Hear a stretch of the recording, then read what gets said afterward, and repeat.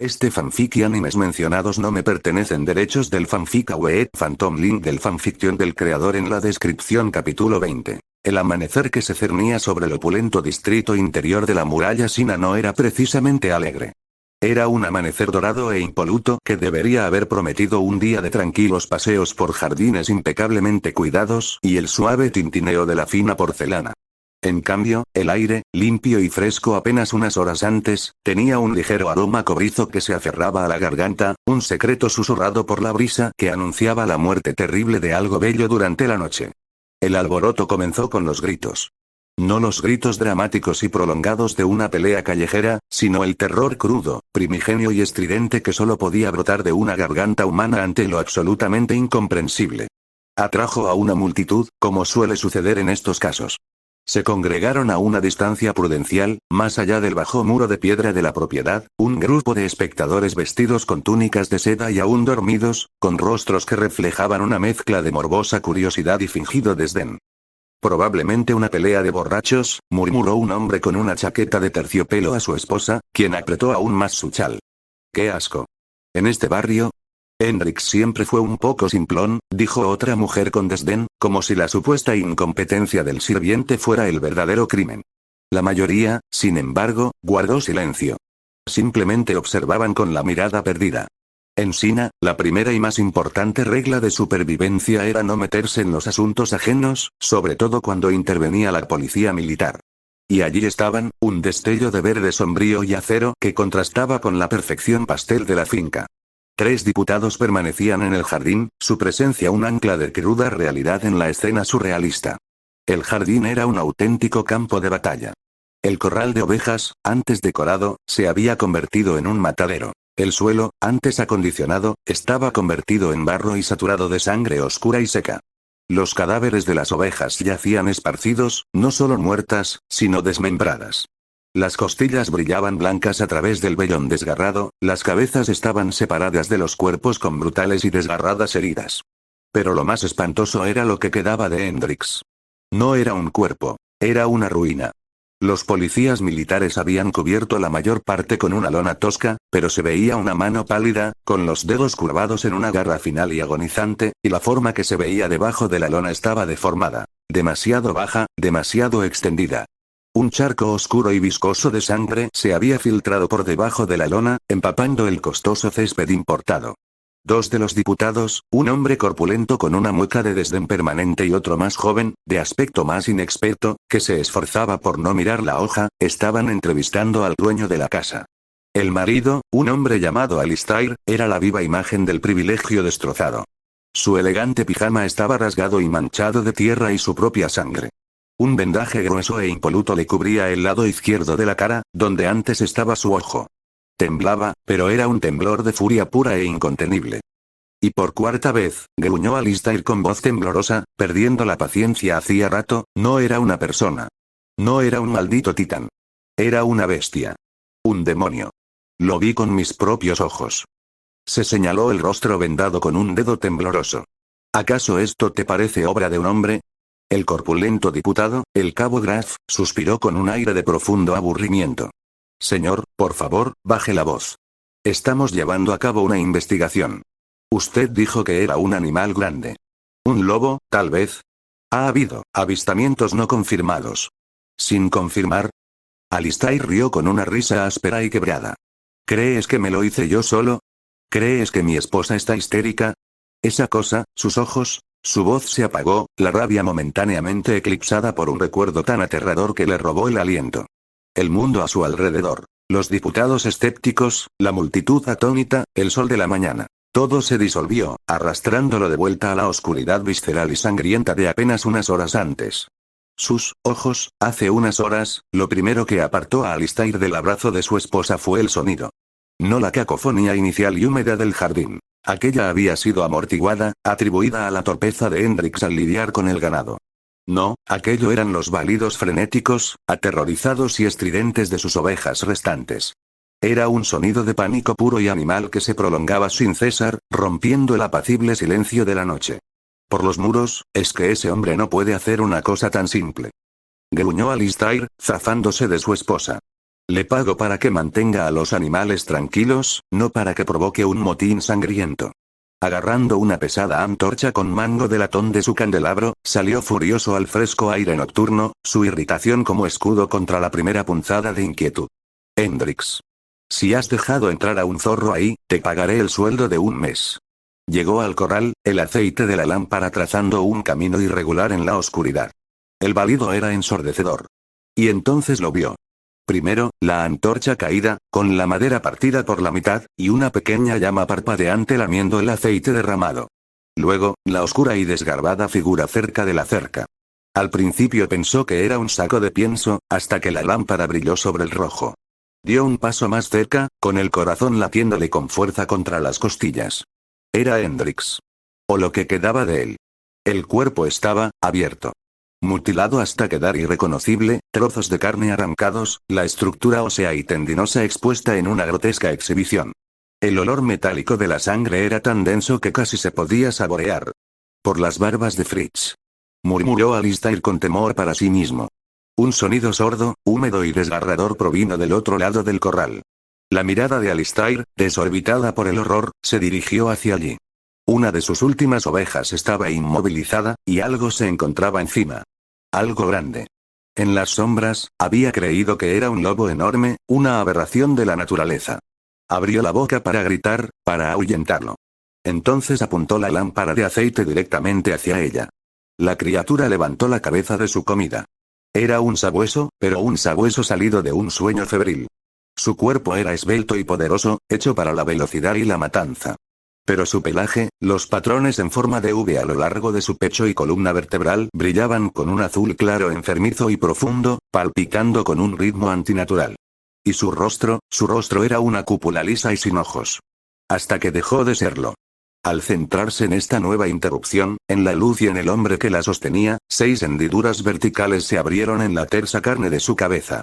Se desprendieron, no como párpados, sino como heridas, revelando 6 orbes de la misma luz azul malévola, que lo apuntaban con intensidad depredadora. No era un zorro. No era un lobo. Era un demonio. Un gruñido gutural y estremecedor retumbó desde su pecho, un sonido que hizo vibrar los huesos de Alistair.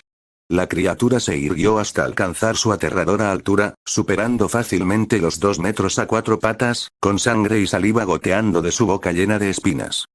«Aléjate», balbuceó Alistair, blandiendo la lámpara de aceite como si fuera una espada. «Te lo advierto». El demonio dio un paso adelante, sus 6 ojos clavados en su alma. El valor de Alistair se hizo añicos. Se dio la vuelta y echó a correr, con el corazón latiéndole con fuerza. La puerta trasera de su casa estaba a solo 6 metros. Seguridad. Civilización. Estaba a 1,5 metros de la puerta cuando el aire frente a él vibró. Era como mirar a través de un cristal distorsionado. Entonces, con un sonido parecido a un trueno sordo, la criatura se materializó, apareciendo de repente entre él y su refugio.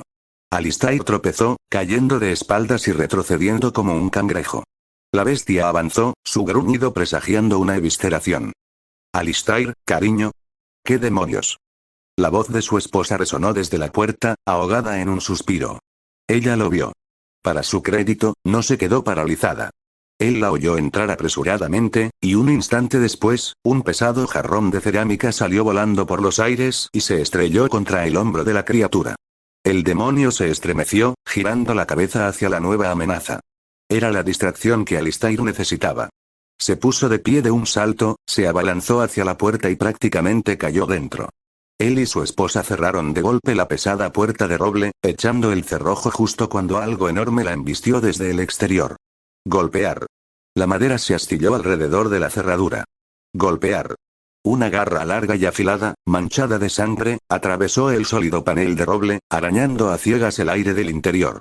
Los gruñidos del exterior ya no eran de hambre, sino de pura e incandescente furia. Entonces, tan repentinamente como comenzó, se detuvo.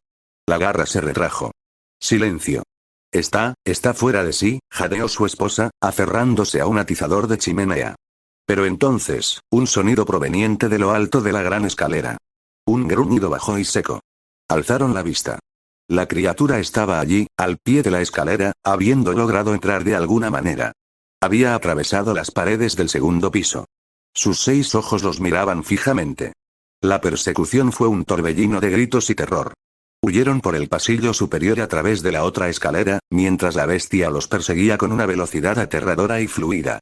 Alistair empujó una pesada cómoda en su camino. La bestia simplemente atravesó la madera maciza, y la cómoda se estremeció violentamente a su paso. En un acto de desesperación, Alistair se giró para enfrentarlo, intentando proteger a su esposa. «Corran. Vayan a la habitación del pánico. ¿Acaso Paradis tiene algo así?» La bestia atacó. Un dolor abrasador, casi blanco, le estalló en el lado izquierdo de la cara. Antes de darse cuenta, lo levantaron del suelo, lo sacudieron como a un muñeco de trapo, el mundo se convirtió en un torbellino nauseabundo de dolor y luz azul, antes de arrojarlo contra la pared. Se deslizó hacia abajo, aturdido, con la visión nublada por un tinte rojo. Podía sentir una cuenca vacía y cálida donde había estado su ojo. El demonio se cernía sobre él, con sus fauces ensangrentadas abiertas para asestarle la mordida mortal. Entonces, un grito de pura furia resonó. Su esposa estaba allí, no con el atizador, sino con un cuchillo de trinchar largo y afilado de la cocina. Se abalanzó, clavando la hoja profundamente en el centro de los 6 ojos brillantes de la criatura. El efecto fue instantáneo e impactante. La criatura no solo rugió de dolor. Chilló, un sonido agudo, casi psíquico, de agonía y griega. «Recuerdo». Retrocedió violentamente, arañándose la cara, la luz azul en el ojo herido parpadeando y extinguiéndose. Gimió, un sonido patético y lastimero de animal herido. Toda su forma pareció desestabilizarse, su visión distorsionándose violentamente mientras se retorcía. Luego, con otro destello distorsionador, simplemente se desvaneció, dejando tras de sí solo el olor a sangre, ozono y una única gota de icor teñida de negro donde había estado. Alistair parpadeó, y el recuerdo lo devolvió a la cruda luz de la mañana. Respiraba con dificultad, con la mano presionada contra su rostro vendado. Y así, sin más, desapareció. El diputado más joven, que había estado tomando notas, levantó la vista, desconcertado. «Señor, usted dijo que atravesó una puerta sólida». El tercer diputado, un hombre con un cuaderno de bocetos, se acercó al cabo Graf y al más joven. Les mostró su borrador. Era una imagen grotesca, casi heráldica. Una bestia enorme, parecida a un perro, con 6 ojos brillantes y extraños patrones luminosos a lo largo de su cuerpo. Parecía desordenado, pero se ajustaba lo mejor posible a la descripción del testigo. ¿Lo ve? Esto es lo que describió la esposa, dijo en voz baja el diputado que hacía el boceto. Graf se burló. Parece la pesadilla de un niño. O los desvarios de un borracho. Se volvió hacia Alistair, cuya paciencia se había agotado por completo. Señor, tenemos un informe sobre el ataque de un animal salvaje. Una muerte trágica. Lo archivaremos como corresponde. Ahora, con su permiso, tenemos que atender casos de delitos más graves. Esa fue la gota que colmó el vaso. Alistair se abalanzó sobre Graf, agarrándolo por la parte delantera del uniforme. ¿Acaso crees que estoy bromeando?, gritó, escupiéndole en la cara al diputado. Haz tu maldito trabajo. Para eso los mantenemos con nuestro dinero, cabrones. Los otros 2 diputados lo apartaron. El diputado que estaba dibujando asintió brevemente, en tono de disculpa, al noble enfurecido. Gracias por su contribución, señor. Lo investigaremos. Cuando Alistair irrumpió de nuevo en su casa profanada, los 3 diputados se reunieron en un cubículo. ¿Qué demonios le pasa?, preguntó el más joven, asintiendo tras Alistair. Graf puso los ojos en blanco. Unos ricos histéricos. Probablemente asustaron a su propio ganado y el sirviente quedó atrapado en la estampida. El ojo. Seguramente se le cayó sobre un rastrillo en la oscuridad. El diputado con el cuaderno de dibujo, sin embargo, se quedó mirando su dibujo, con el rostro pálido y serio. Cabo, esto no se parece en nada a un perro. Y la esposa fue, muy específica. La transformación. La aparición de los ojos. ¿Y qué? Ella también está loca. ¿Recuerdas el informe de hace un par de años?, preguntó el diputado, dibujando, en voz baja. Los 3 secuestradores en las afueras del Muro María. Los que, según dijeron, probablemente fueron atacados por perros salvajes. La escena era espantosa. Y uno de ellos tenía un cuchillo de cocina clavado en el pecho. Dijeron que no podían ser los niños que secuestraron. ¿Y si fuera algo parecido? ¿Recuerda el capítulo 2 con Eren como perro salvaje? A eso se refiere. Graf lo miró fijamente y luego resopló. Lees demasiados cuentos de hadas. Vamos, acabemos con esto. Archivémoslo como ataque animal, causa desconocida y listo. Se dieron la vuelta para marcharse, pero el soldado con inclinaciones artísticas se detuvo un instante, mirando hacia atrás, al jardín ensangrentado, y luego hacia abajo, a su dibujo del demonio de 6 ojos. Decía que era demasiado serio. Un quisquilloso.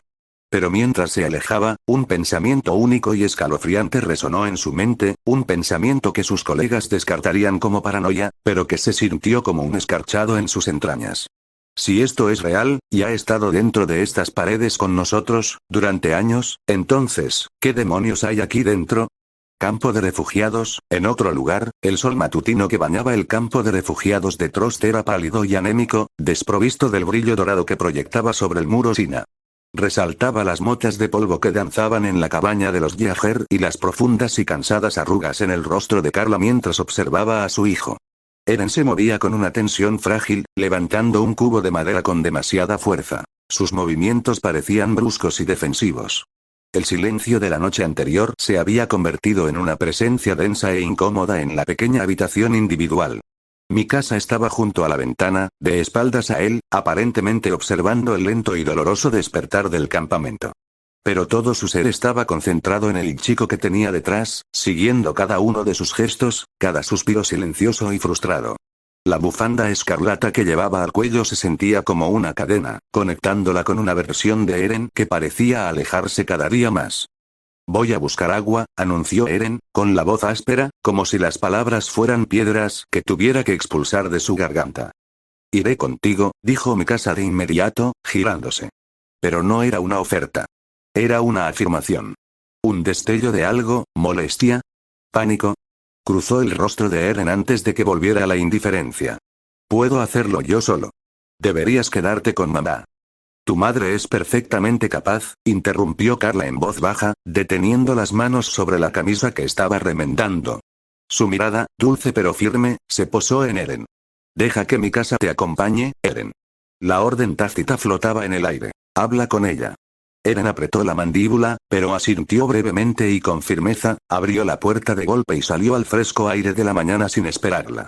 Mikasa lo siguió, con pasos silenciosos y seguros, como una sombra de la que no podía librarse. El camino hacia la bomba de agua comunitaria transcurrió en un silencio más ensordecedor que cualquier discusión. Eren encorvaba los hombros y se le enrojecían los nudillos de tanto apretar el asa del cubo. Podía sentir su presencia a sus espaldas, un recordatorio constante y doloroso de todo aquello por lo que intentaba expiar y de todo aquello en lo que temía convertirse. Finalmente, en la bomba, al accionar la manivela con más fuerza de la necesaria, la tensión se rompió. ¿Por qué haces esto?, espetó la morena entre dientes, mientras el cubo se llenaba con un fuerte chapoteo. ¿Por qué siempre me sigues? ¿No lo entiendes? Tengo que hacerlo yo sola. Sus palabras pretendían alejarla, reconstruir el muro que había estado construyendo meticulosamente durante semanas. Pero en lugar del silencio herido o la respuesta fría que esperaba, la reacción de Mikasa fue tranquila, sencilla, y lo atravesó por completo. No te estoy siguiendo, Eren, dijo en voz baja. Camino a tu lado. Hay una diferencia. Dejó de bombear agua mientras su respiración se volvía entrecortada. El agua rebosaba del cubo, empapándole las botas. No podía mirarla. No deberías, susurró, mientras la lucha se desvanecía, dejando solo un vacío de agotamiento. No deberías querer estar a mi lado. ¿Por qué? La pregunta quedó suspendida entre ellos, simple y devastadora. Porque soy peligroso. La confesión le salió a la fuerza, cruda y rota. Finalmente se giró para mirarla, y la angustia en sus ojos verdes le cortó la respiración. Toda esa ira era solo una máscara que ocultaba el terror que llevaba dentro. ¿No lo ves, Mikasa? Este aparato, el Omnitrix, no es solo un poder. Es una maldición. Mi ira, mi miedo, lo destruyen todo. Le permitió casi controlarme. Lo dejó escapar. Y cuando intento arreglarlo, solo lo empeoro. Lastimo a la gente. Lastimo, a ti. Hizo un gesto vago hacia su muñeca, y el recuerdo de su yo poseído inmovilizándola apareció fugazmente entre ellos, como un fantasma a la luz de la mañana. No me mantengo alejado porque esté enfadado contigo, continuó, bajando la voz a un susurro dolido. Me mantengo alejado porque tengo miedo. Tengo miedo de que si me acerco demasiado, si bajo la guardia un segundo, algo dentro de mí se rompa de nuevo y te haga más daño. O a Armin, o a mamá. Bajó la mirada hacia sus manos, las manos que habían empuñado poderes alienígenas y causado tanto dolor y destrucción. Y lo que tuve que hacer para detenerlo, solo lo demostró. Mikasa dio un paso lento hacia ella. ¿Qué hiciste, Eren? Dejó escapar un suspiro tembloroso. La verdad que había cargado como una brasa ardiente finalmente se volvió demasiado pesada para soportarla solo. Tenía los ojos muy abiertos, atormentados, fijos en un punto a media distancia, viendo no el campamento, sino un anillo de fuego y un par de ojos violetas brillantes. Él, estaba en Armin, susurró Eren, con un sabor amargo a ceniza. Skyr. Al final. Se escondió dentro de él. Lo usaba como escudo, porque sabía que yo no. Tragó saliva con dificultad, su garganta se contraía. Tenía que sacarlo. Yo era el infierno. Y yo, sujeté a Armin. Lo inmovilicé. Y canalicé todo el fuego, todo el calor, toda la luz solar purificadora que había absorbido, y se la envié a través de él. Quemé a Skyr desde dentro. Las lágrimas que se había negado a derramar durante semanas finalmente brotaron de sus ojos, desbordándose. Te juro que oí a Armin gritar, Mikasa. Era su voz, pero era el dolor del fantasma. Tuve que lastimar a mi mejor amigo para salvarlo. Cociné un horror cósmico ancestral usando el cuerpo de Armin como horno. ¿Qué clase de persona hace eso? ¿Qué clase de monstruo soy? Eren estaba perdiendo el control, sus hombros temblaban, esperando que ella retrocediera, que finalmente lo viera como la cosa antinatural y peligrosa que era. En cambio, Mikasa acortó la distancia que los separaba. No se inmutó. No lo miró con horror ni con lástima. Ella extendió la mano y lo rodeó con sus brazos, atrayéndolo hacia un abrazo firme e inquebrantable. Eren se puso rígido. El contacto le había sacudido el cuerpo. Estaba preparado para un golpe, no para un ancla. Susurró ella contra su hombro, con una voz a la vez fiera y suave. Simplemente para. Permaneció inmóvil un instante más antes de que la lucha lo abandonara por completo.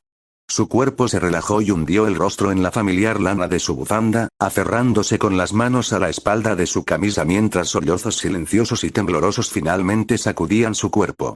Toda la culpa, el miedo, el inmenso y aplastante peso de las últimas 5 semanas, se desvanecieron de él. Mikasa lo abrazó con más fuerza, sintiendo un escozor en los ojos. No le dijo que todo estaba bien. No lo estaba. Pero por fin podía decirle lo que había necesitado decirle durante tanto tiempo.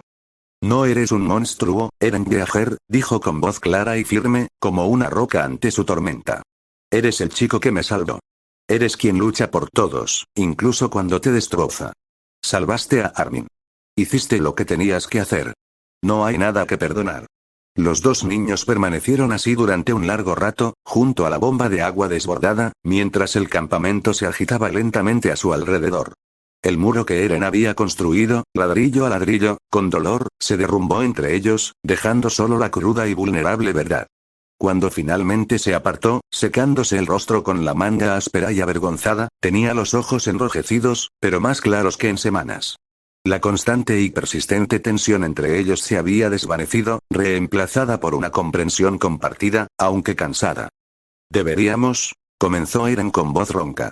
«Deberíamos ir a ver a Armin. Ha pasado mucho tiempo». Mikasa asintió, y una pequeña y sincera sonrisa asomó en sus labios por primera vez en lo que pareció una eternidad. «Sí. Deberíamos». Una sensación de normalidad, frágil pero real, comenzó a resurgir. Eren bajó la mirada hacia el cubo lleno y el charco a sus pies. Una leve sonrisa irónica, un vestigio de su antiguo yo, apareció en su rostro.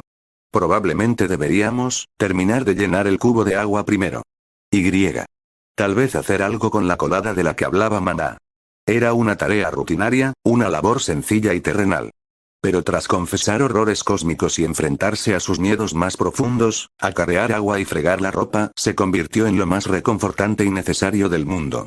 Fue un primer paso, pequeño, no como arma ni salvador, sino como un niño que regresaba junto a sus amigos, con su familia a su lado. En la tienda donde se alojaban los guerreros de Marley, la tensión era tan densa que se podía asfixiar.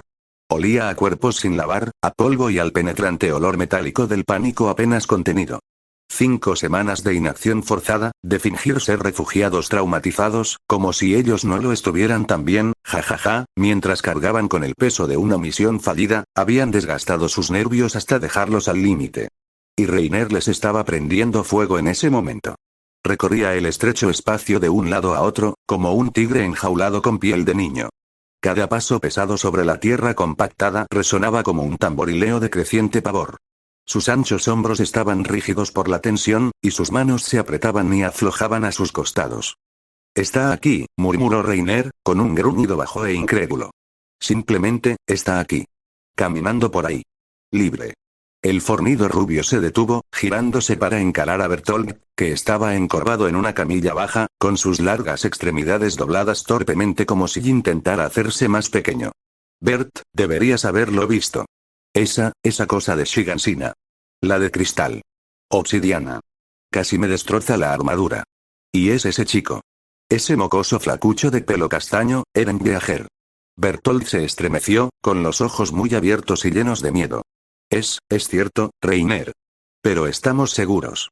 Quiero decir, es imposible. ¿Estamos seguros?, espetó Reiner, con la voz quebrada como un látigo. Señaló con vehemencia a Annie, que estaba sentada en su catre, afilando una de sus dagas con una piedra. Sus movimientos eran lentos y deliberados, una imagen de fría calma que parecía enfurecerlo aún más. No mentía. Ese aparato en su muñeca.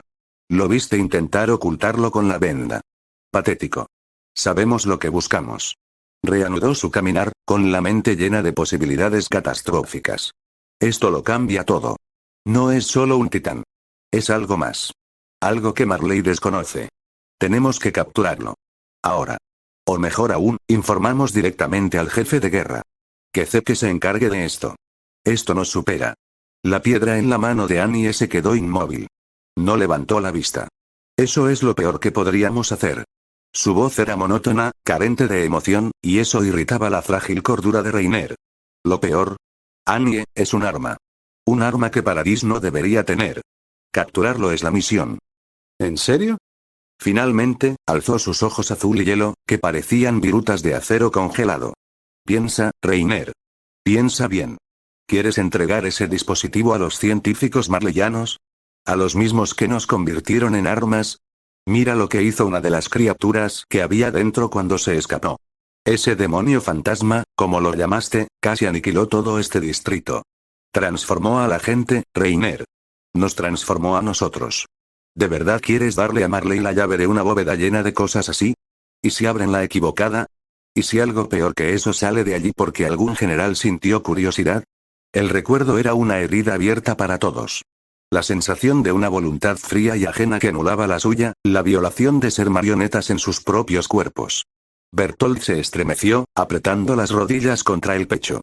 El rostro de Reiner se enrojeció de ira y frustración. ¿Y qué? ¿Lo dejamos hacer lo que quiera? Es una amenaza. Es una amenaza contenida. Replicó Annie, perdiendo la compostura por un instante.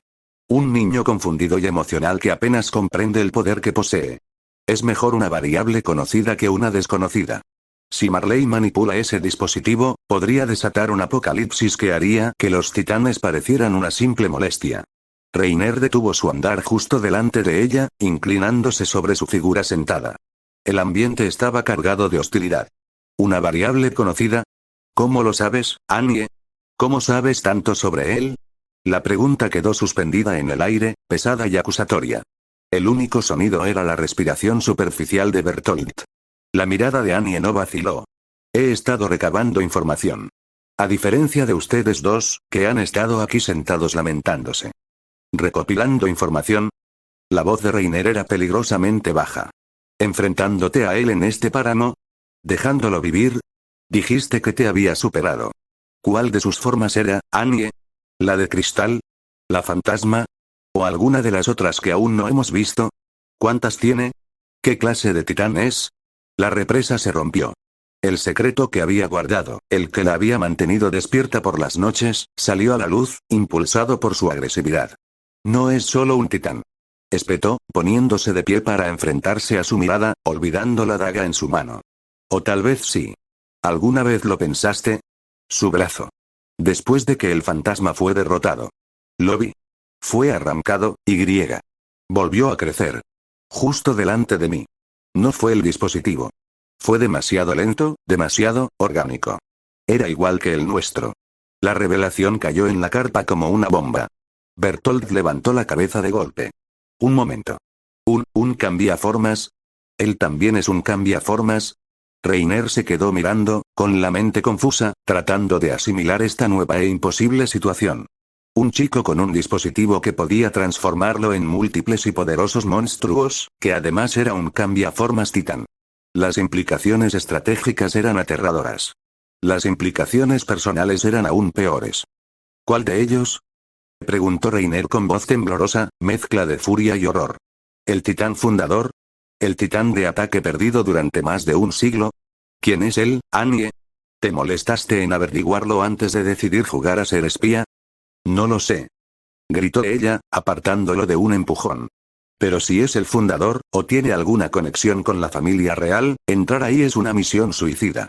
Podría reescribir todos nuestros recuerdos, convertirnos en esclavos sin voluntad propia antes incluso de transformarnos.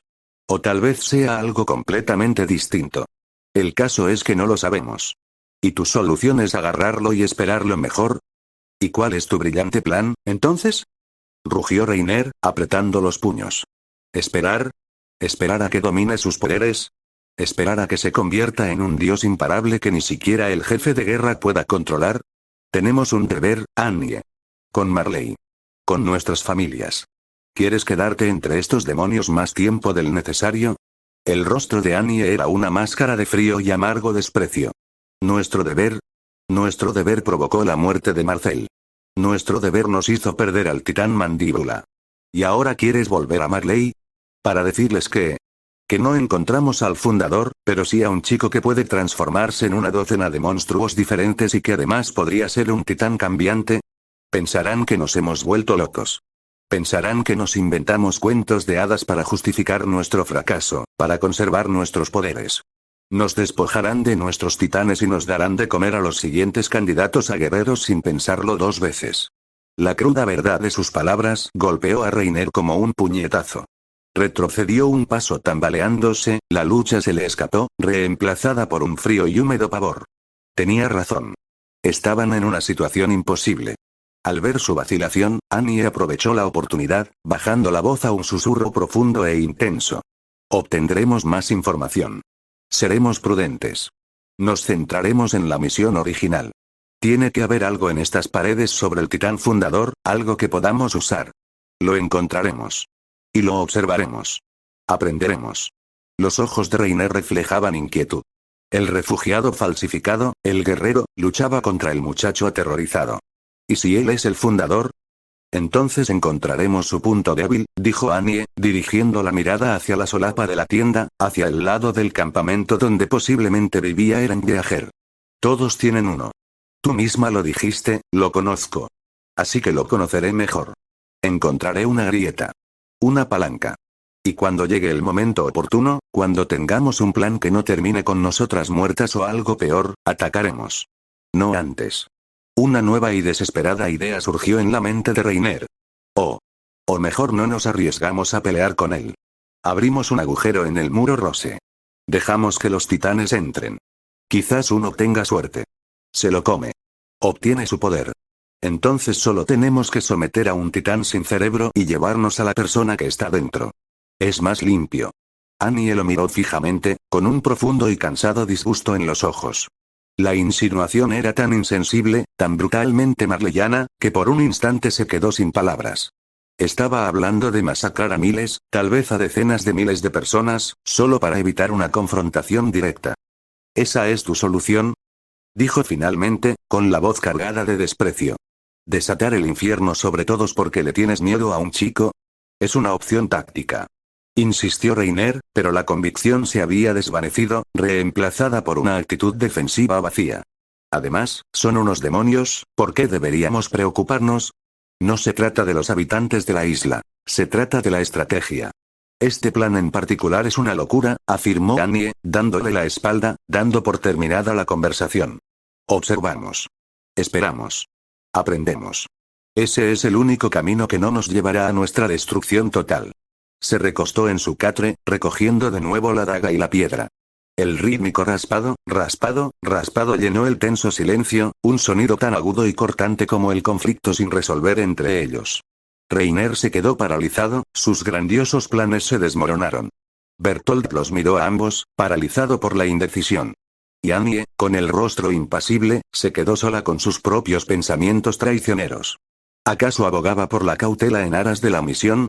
O, contra toda lógica y entrenamiento, intentaba proteger al chico caótico, aterrador y extrañamente vulnerable que tenía el poder de los monstruos en la palma de su mano? Ella no lo sabía. Y esa incertidumbre era lo más aterrador de todo.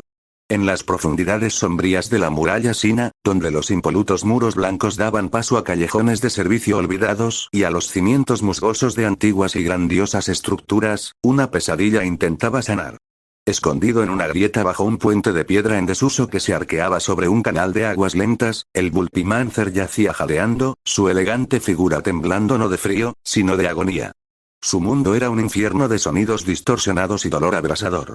El paisaje sonoro en el que se basaba, normalmente un mapa nítido y vibrante de su entorno, era ahora un caos irregular y aullante centrado en su cabeza.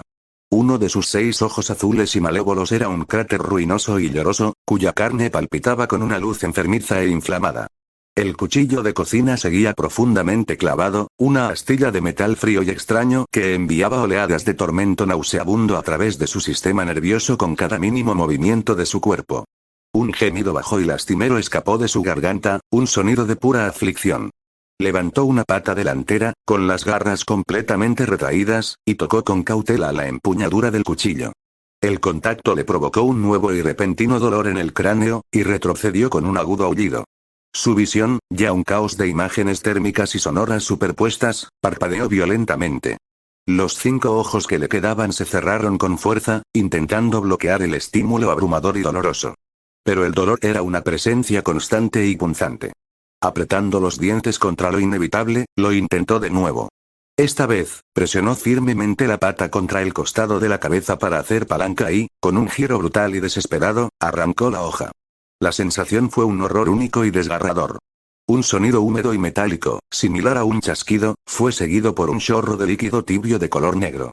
El Bulpimancer echó la cabeza hacia atrás y dejó escapar un grito silencioso y ahogado de alivio y nueva agonía. El sonido, un pulso de alta frecuencia, destrozó una botella cercana que había dejado algún vagabundo.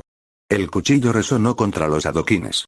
El olor metálico de su propia sangre, mezclado con el frío olor industrial del acero, llenó sus fosas nasales hipersensibles. Y con ese aroma llegó una avalancha de recuerdos, no como pensamientos coherentes, sino como sensaciones fragmentadas y viscerales de terror. Blanco. Un blanco cegador y estéril. El frío mordisco de las ataduras en sus extremidades y cola lo mantenía extendido sobre una losa metálica. Una figura monstruosa e imponente se cernía sobre él. No era orgánico, no se parecía a él. Una criatura de garras púrpuras que chasqueaban y un único ojo enorme, de fría inteligencia, encerrado en una coraza metálica. Una voz, estridente y algo digital, resonaba en la cámara. Ceses a tus pataleos, perro insolente. El injerto procederá a pesar de tu patética rebeldía. La cadena de ADN de los Sherksati debe ser asimilada para mejorar tu biología defectuosa y primitiva. Y uso el término con reservas un zumbido. Una pinza tecnológica, fría y precisa, descendía hacia su pecho abierto. Entre las pinzas se encontraba algo, retorciéndose. Una hebra segmentada, parecida a un 100 pies, de materia alienígena brillante, pulsando con velocidad robada. La sensación de violación, de que su esencia misma fuera desgarrada y reescrita, el recuerdo era una marca de terror puro. El Bulpimancer gruñó, un sonido crudo y furioso que resonó en el espacio confinado. Golpeó con su pata delantera, golpeando el cuchillo ofensivo con la fuerza suficiente para que saliera disparado por las piedras y cayera al agua sucia del canal. Su cola azotó el muro de piedra, desprendiendo fragmentos de la antigua roca. Necesitaba descansar. Dejar que la herida cicatrizara. Se desplomó de nuevo en las sombras, sus 5 ojos sanos se abrieron lentamente, aunque el mundo seguía siendo un desastre borroso y nauseabundo. La sombra fue un pequeño alivio. Por un instante, casi hubo calma. Entonces, un suave relinchó de miedo. El caballo de un mercader, atado cerca, había percibido su olor alienígena. La criatura alzó la cabeza de golpe, fijando sus 5 ojos en la gran figura de sangre caliente. El caballo se encabritó, con los ojos desorbitados por el terror, forcejeando contra las cuerdas. El Bulpimancer se limitó a observar, con un gruñido sordo retumbando en su pecho. Demasiado grande. Demasiado ruido. Dejó al animal en paz, su instinto primario de caza momentáneamente reprimido por el agotamiento. Pero el respiro duró poco. Una sacudida, como un rayo, recorrió su cuerpo. El tono oscuro y brillante de las rayas en su pecho, columna y piernas, que habían estado palpitando suavemente con su respiración adolorida, se encendió repentinamente. Ardieron con una intensidad violenta y estroboscópica, proyectando sombras frenéticas y monstruosas sobre el puente. El Bulpimancer se estremeció, un espasmo que recorrió todo su cuerpo. Intentó ignorarlo, reprimir la sensación, pero era como intentar contener una marea. El espasmo se intensificó, sincronizado con un dolor agudo y punzante en lo profundo de su médula. Era hambre, pero no solo de comida. Era una demanda celular, una necesidad imperiosa de energía para alimentar la mutación violenta e inestable que aquel científico psicótico de cerebrocrustáceos había implantado en su propio ADN. Un gruñido cargado de estática, distorsionado y cargado de dolor, brotó de su garganta. Arañaba la piedra bajo sus pies, dejando profundas marcas con sus garras. El dolor en sus ojos se había convertido en una sinfonía, unida a esta nueva agonía interna. Necesitaba alimentarse. Necesitaba saciar ese vacío ardiente e insaciable en su interior. Carne. Energía. Vida. Se puso de pie con dificultad, su cuerpo temblaba por las señales contradictorias de dolor y necesidad voraz. Cerró los ojos de nuevo, no para descansar, sino para escuchar. Sus sentidos auditivos, aunque maltrechos, se expandieron hacia afuera, abriéndose paso a través de la distorsión. Filtró el latido desesperado del caballo, el correteo de las ratas, el murmullo lejano de la ciudad. Buscó, rebuscando en el paisaje sonoro, un ritmo específico y prometedor. ¡Ay! Un mugido colectivo, bajo y rítmico. Varios corazones grandes, cálidos y que latían lentamente. Presa. No rápidos, no peligrosos. Sustento. El sonido provenía de una dirección más adentro del cinturón agrícola de Sina, a unos pocos kilómetros de distancia. Un corral de ganado. Con un último y doloroso gruñido, el Bulpimancer salió de su escondite. Era una mancha borrosa de pelaje púrpura y una violenta luz azul, que se movía con un andar torpe y agónico, impulsado por un azote de hambre y recuerdos, un arma viviente liberada una vez más, con su destino claro. La paz del muro Sina estaba a punto de romperse de nuevo. Más tarde, a primera hora del mediodía, el mediodía en Wall Sina era un mundo aparte. El sol allí era un dorado benévolo, que calentaba los adoquines limpios y brillaba sobre los relucientes carruajes de la nobleza.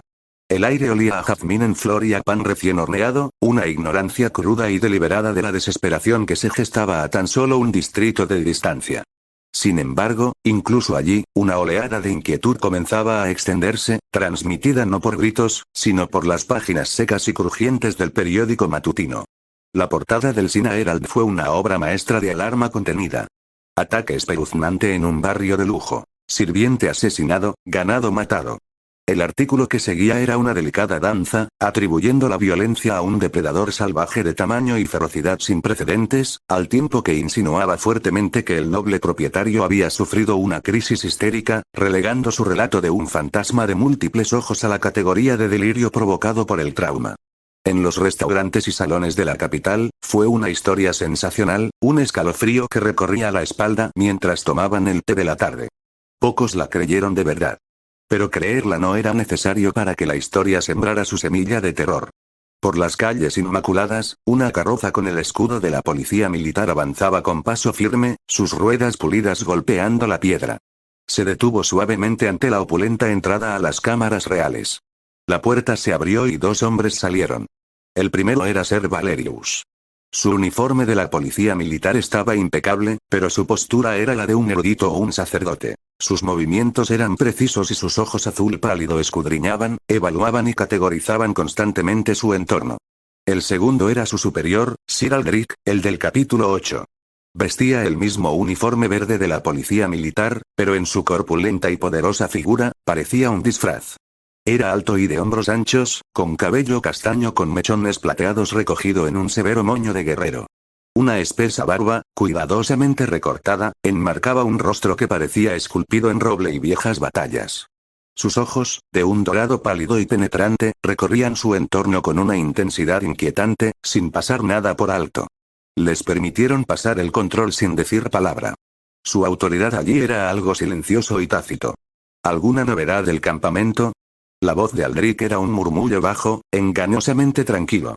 Nada de utilidad, mi señor, respondió Valerio, poniéndose a su lado. Nuestras investigaciones sobre la actividad extraña tras el incidente han sido oficialmente concluidas. Instrucciones del propio Lord Reis. Parece que la mayoría de los policías militares destinados allí están traumatizados. Exigieron ser reasignados. Un verdadero desastre. Aldrich esbozó una leve sonrisa de desprecio. Los perros del rey, asustados por sombras que no pueden morder. Un espectáculo patético. Aún así, su cobardía tiene una utilidad. Contener a la escoria refugiada es una tarea más sencilla. Con su número reducido, mucho mejor. Menos bocas que alimentar, menos posibilidades de que su miseria se extienda a los lugares importantes. Se movían por pasillos de poder silencioso mientras sus pasos resonaban. Valerio vaciló antes de dar la siguiente mala noticia. El soldado de la guarnición, Hannes. El del informe inicial. Hasta ahora no ha dado más información. Una nube oscura cubrió el rostro sereno de Aldrich. El recuerdo, crudo e irritante, afloró. Hace 5 semanas, la habitación no tenía ventanas y estaba iluminada por una sola lámpara. Hannes estaba sentado frente a la mesa, apestando a sudor y brandy barato, pero sus ojos reflejaban una claridad desafiante y atormentada. Aldrich, que irradiaba un aura de autoridad serena, lo había interrogado durante 1 hora. «Describe los ojos otra vez, soldado», había dicho Aldrich con voz suave como la seda. «Brillantes, señor. Violetas». «Como estrellas malditas», murmuró Hannes, evitando su mirada. «¿Y la fase? ¿Afirmas que atravesaba materia sólida?» «Ese sí. Como humo, pero frío. Muy frío». Pero los detalles empezaron a cambiar y a contradecirse. El tamaño de la criatura variaba con cada relato. El número de esclavos fluctuaba.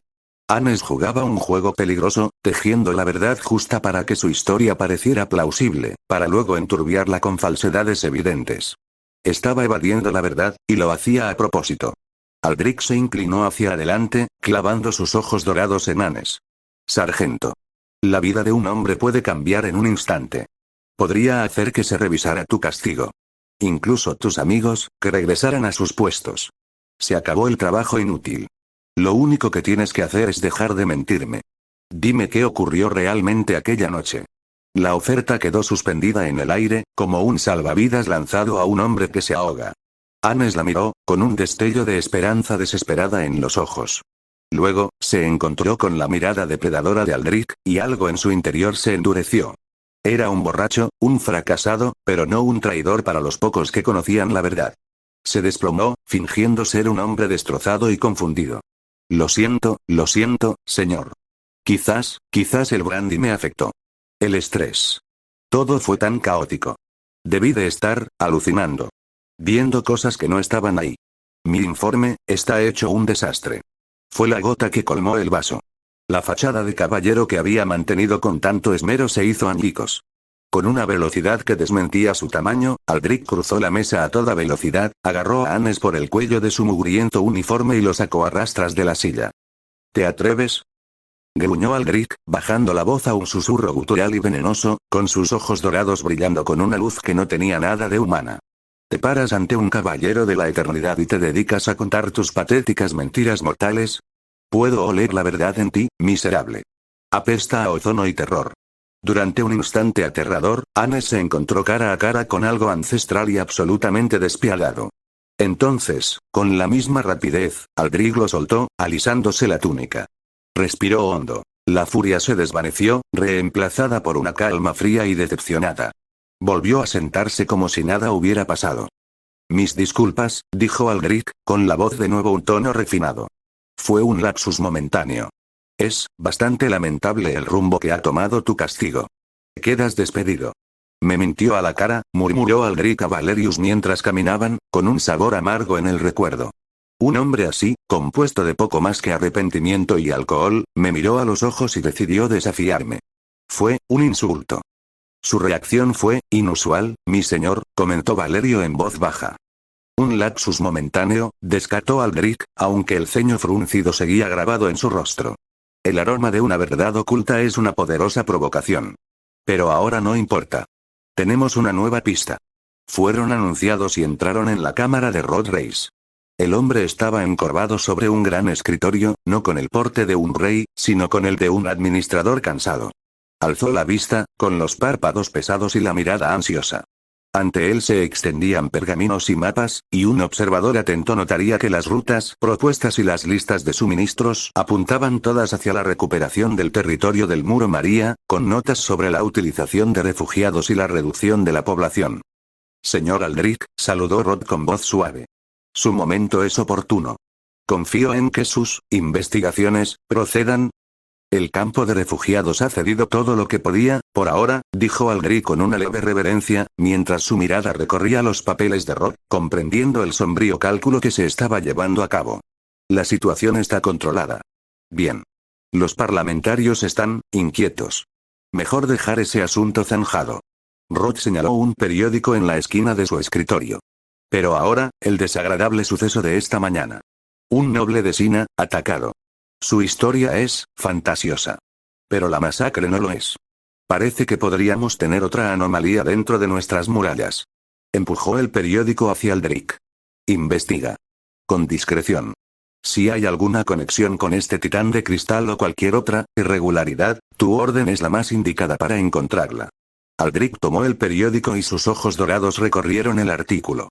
Observó los detalles edulcorados. El sirviente mutilado, el ganado sacrificado, el dibujo del noble que mostraba su rostro vendado y sus desvaríos sobre una bestia con 6 ojos brillantes. Un placer, Lord Reis, dijo Aldrich, mientras una sonrisa lenta y fría asomaba finalmente en sus labios. No le defraudaremos. Con un último y respetuoso asentimiento, Aldrich y Valerius se despidieron. Una vez fuera de la cámara, mientras caminaban de regreso por los relucientes pasillos, Aldrich le entregó el periódico a su escudero. Valerio lo leyó rápidamente, su mente analítica lo descifró. La descripción es tosca, pero los paralelismos están ahí. La brutalidad. Las características sobrenaturales. No es el titán de cristal, pero está hecho de la misma tela blasfema. Aldrich se detuvo y se giró para contemplar, a través de un gran ventanal, la impoluta e ignorante ciudad que se extendía a sus pies. Sus ojos dorados se entrecerraron, reflejando el sol del mediodía. Todo rastro del cortés parlamentario había desaparecido, reemplazado por la inquebrantable determinación de un cazador que acababa de dar con el rastro que tanto esperaba. En efecto, dijo Sir Aldrich con voz grave, una promesa de acero y fuego. Parece que tenemos una monstruosidad que capturar.